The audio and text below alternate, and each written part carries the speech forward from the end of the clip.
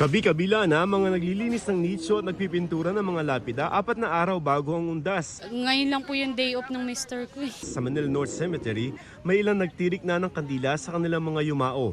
Kasi pagdating ng November 1, medyo siksika na yung mga tao kaya mas inagahan ko na ngayon. Pero babalik pa rin kami sa November 4, kasama ko naman yung mga anak ko.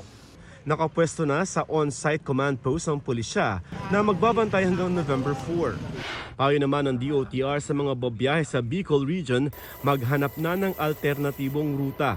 Inaasahan nilang nasa 1.5 million ang mga sasakay ng bus ngayong linggo para sa undas. Ang DPWH naman sinimula na ang pagsasaayos ng mga kalsadang sinira ng Bagyong Christine. Nireactivate rin ang lakbay alalay para sa mga motorista. Para sa seguridad, ide-deploy ang nasa 27,000 pulis sa buong bansa. Joseph Morong nagbabalita para sa GMA Integrated News.